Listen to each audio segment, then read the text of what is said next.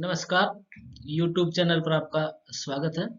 हम अध्ययन करेंगे गोपाल कृष्ण गोखले, उनके राजनीतिक विचार।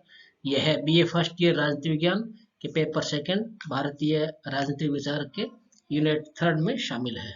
मैं doctor Mohanlal Goswami, assistant professor of political science, government girls college Hanuman. सर्वप्रथम हम गोपाल कृष्ण गोखले का जीवन परिचय देखते हैं। जीवन परिचय इसलिए देखा जाता है या अध्ययन किया जाता है कि कोई व्यक्ति किन परिस्थितियों में रहता है और क्या मुख्य कार्य करता है।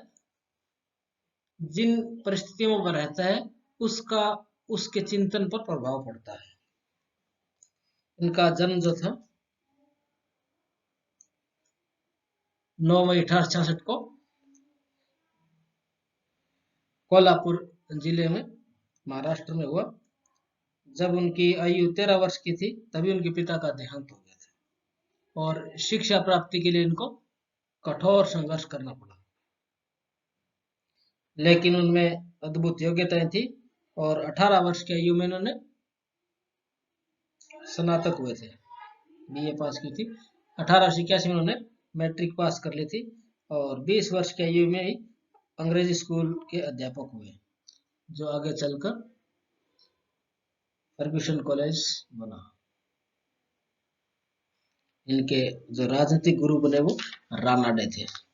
रानाडे ने ही इनको बंबई प्रदेश की मुख्य राजनीतिक सभा सार्वजनिक सभा का मंत्री बना दिया था और वो सिगरी प्रांत के प्रमुख व्यक्तियों में गिने जाने लगे। इस संस्था का जो प्रमुख समाचार पत्र था क्वार्टरली रिव्यू, उसके संपादक हुए। 4 वर्ष तक वो समाज सुधार से संबंधित सुधारक के भी संपादक रहे। 22 वर्ष की अल्प आयु में भी गोखले बंबई विधान परिषद के सदस्य मनोनीत किए गए तथा सरकार की भूमि, राजस्व और नीति पर उन्होंने विधान परिषद में बहुत ही प्रभावी भाषण दिया। 1889 ईस्वी में गोखले कांग्रेस के सदस्य बन गए और कई वर्षों तक बंबई प्रदेश कांग्रेस के मंत्री रहे।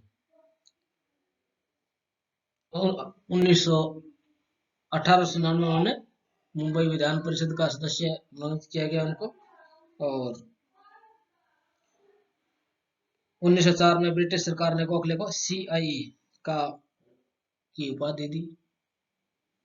1905 में वो कांग्रेस के बनारस अधिनिवेश के कांग्रेस के अध्यक्ष बने। वे केवल 39 वर्ष की आयु में इस पद पर पहुंचने वाले पहले व्यक्ति थे।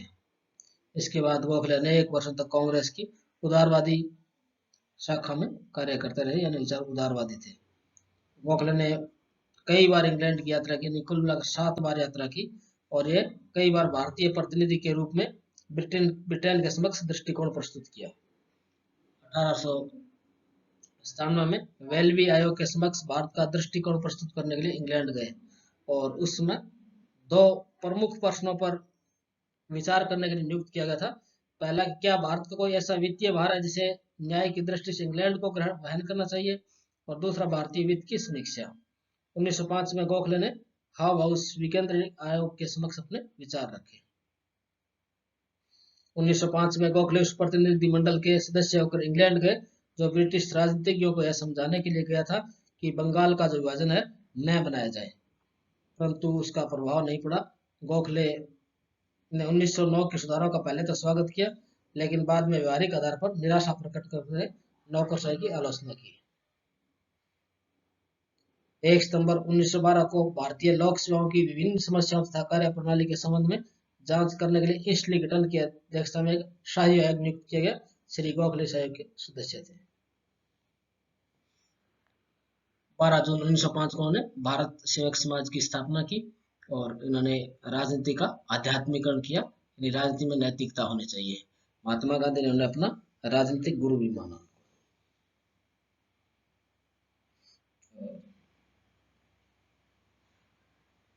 1912 में वह गांधी जी के निमंत्रण पर दक्षिण अफ्रीका गए, इनवाइट किया था गांधी जी ने। वहां गांधी जी के नेतृत्व में भारतीय सत्याग्रहियों तथा दक्षिण अफ्रीका की सरकार के बीच समझौता करने में सफलता मिली। उन्होंने गांधी जी को सूचित किया कि पंजीकरण के काले नियम जो है ब्लैक एक्ट को रद्द कर दिया जाएगा और 30 पाउंड के घृणित कर को समाप्त कर दिया जाएगा। तभी गांधी जी ने इन्हें अपना राजनीतिक गुरु माना और गांधी जी के लिए इनके मन में भी बड़ा स्नेह था। वो पुण्य आत्मा गोखले गोखले द गुड कहा करते थे। 19 फरवरी 1915 को 49 वर्ष की अल्पायु में उनकी पूना के अंदर मृत्यु हो गई थी। लॉर्ड कर्जन ने उनके बारे में कहा, उन्हें कभी किसी भी राष्ट्र का ऐसा व्यक्ति नहीं मिला जिसमें उनसे ज्यादा संसदीय प्रतिभा हो। उनके लोकमान्य तिलक के साथ कुछ मतभेद थे, परंतु उसमें संकीर्णता नहीं थी। उन्होंने 1908 से 11 के वर्षों में गोखले ने तिलक की कारावास से मुक्ति के लिए भारी प्रयास किए थे। उसमें तिलक बर्मा की मांडली जेल में थे। ब्रिटिश सरकार ने नाइटहुड की उपाधि देने का प्रस्ताव किया था, जिसे उन्होंने अस्वीकार कर दिया और भारत मंत्री की परिषद की सदस्यता ग्रहण करने से भी इनकार दिया। उनकी इन अस्वीकार्यता में भी सेवा भावना, त्याग और देशभक्ति की भावना निहित थी। उनके जो मुख्य राजनीतिक विचार है वो देखेंगे। उदारवादी विचारक। अगर सिर्फ राजनीतिक विचार पूछ जाते हैं, मुख्य विचार पूछ जाते हैं, तो आप यहाँ से भी लिखना शुरू कर सकते हैं। इसकी मैं 2-3-4 लाइन भूमिका की बोलूंगा, उसके बाद एक एक पॉइंट्स का वर्णन करेंगे। गोखले आधुनिक भारत के प्रथम पीढ़ी के उन नेताओं में से है जिन्हें सामान्यतः उदारवादी कांग्रेसी कहा जाता है। गोखले ने राष्ट्र सेवा के लिए राजनीति में प्रवेश किया। उन्होंने अपने राजनीतिक विचारों का वर्णन किसी पुस्तक में नहीं किया, अतः उनके राजनीतिक विचारों का परिचय विभिन्न भाषणों से मिलता है जो उन्होंने समय समय पर दिए। इसके अलावा उनके द्वारा स्थापित भारत सेवक समाज 1905 में व प्रशासनिक सुधारों पर सुझावों से उनके विचारों का वर्णन मिलता है। नंबर 1, उदारवादी विचारक। गोखले ब्रिटिश उदारवादी चिंतन से प्रभावित थे। उन्होंने ऐसे सभी आधारभूत सिद्धांतों व मूल्यों का समर्थन किया जैसे व्यक्ति की स्वतंत्रता, सीमित व उत्तरदायी शासन, विधि का शासन तथा स्वतंत्र व निष्पक्ष न्याय व्यवस्था। हालांकि गोखले सामाजिक एवं राजनीतिक क्षेत्र में उदारवादी चिंतन से समर्थक थे, परंतु आर्थिक क्षेत्र में राज्य की हस्तक्षेप की नीति के समर्थक नहीं थे। गोखले ब्रिटेन की न्याय व शिक्षा व्यवस्था से बहुत प्रभावित थे। वे ब्रिटिश राज को भारत के लिए ईश्वर का वरदान मानते थे। उनका मानना था कि ब्रिटिश शासन से ही भारत में आधुनिक लोकतांत्रिक विचारों की शुरुआत हुई व इसी से भारत का राजनीतिक, सामाजिक व आर्थिक विकास संभव है। क्योंकि उनका मानना था कि ब्रिटेन भारत में शासन को एक ट्रस्ट के रूप में चला रहा है। दूसरा, स्वराज का विचार। गोखले का ब्रिटिश जाति के न्याय व विवेक तथा उसकी उदार साम्राज्यवादी विचारधारा में गहरी आस्था थी। इसके कारण गोखले ने अपना अंतिम लक्ष्य ब्रिटिश साम्राज्य के अंतर्गत स्वशासन की स्थापना को घोषित किया। गोखले का मत था कि भारत के प्रशासन में ब्रिटेन द्वारा उत्तरदायित्व यानी रेस्पॉन्सिबिलिटी के सिद्धांत को पूरी तरह जोड़े जाने की आवश्यकता थी। यह कार्य मात्र स्वशासन को लागू करके ही किया जा सकता था। स्वशासन से जनता स्वयं अपनी समस्याओं का हल करेगी। गोखले के स्वशासन का अर्थ पूर्ण स्वतंत्रता न होकर औपनिवेशिक स्वराज्य डोमिनियन स्टेटस प्राप्त करना था। इसका अर्थ था कि भारत की संप्रभुता का निवास ब्रिटिश क्राउन में होगा, परंतु आंतरिक मामलों में स्वतंत्र होगा, कुछ राइट्स दिए जाएंगे। तीसरा, शांतिपूर्ण साधनों में विश्वास। गोखले भारत में राजनीतिक उद्देश्यों को प्राप्त करने के लिए संवैधानिक साधनों का समर्थन करते थे। यह साधन मूल रूप से उदारवादी व शांतिपूर्ण थे। इसमें प्रमुख थे याचिकाएं, प्रार्थना पत्र, समरण पत्र, प्रतिनिधिमंडल, अधिवेशन, सभाएं, समाचार पत्र व शासन की रचनात्मक व विवेकपूर्ण आलोचना इत्यादि। सामान्य इन साधनों को नैतिक विनय के साधन माना जाता था, परंतु कर्जन के शासन के कारण गोखले ने शांतिपूर्ण वैधानिक आंदोलनों का भी समर्थन किया, जो महत्वपूर्ण परिवर्तन था। कर्जन का यानी जो बंगाल विभाजन हुआ था उनका, उसके बाद उनके चिंतन में परिवर्तन आया। चौथा है प्रशासनिक सुधारों संबंधी विचार। गोखले भारत में ऐसे प्रशासनिक सुधारों के समर्थक थे जिससे भारतीयों को स्वशासन में और आर्थिक क्षेत्र में भारत का विकास हो सके। इस दृष्टि से उन्होंने सत्ता के केंद्रीकरण का विरोध किया। वह ऐसे प्रशासनिक सुधारों की मांग पेश की जो सत्ता के विकेंद्रीकरण में सहायक हो व शासन में जनता की भागीदारी बढ़ाने वाली हो। उन्होंने इसके लिए अनेक मांगे ब्रिटिश शासन के समक्ष रखी, जिसका निष्कर्ष था कि प्रशासन में भारतीयों को अधिक प्रतिनिधित्व दिया जाए, राष्ट्रीय वित्त पर भारतीयों का नियंत्रण स्वीकार किया जाए व प्रशासन को लोक कल्याणकारी बनाया जाए। पांचवां, ब्रिटिश नौकरशाही की साम्राज्यवादी भावना का विरोध।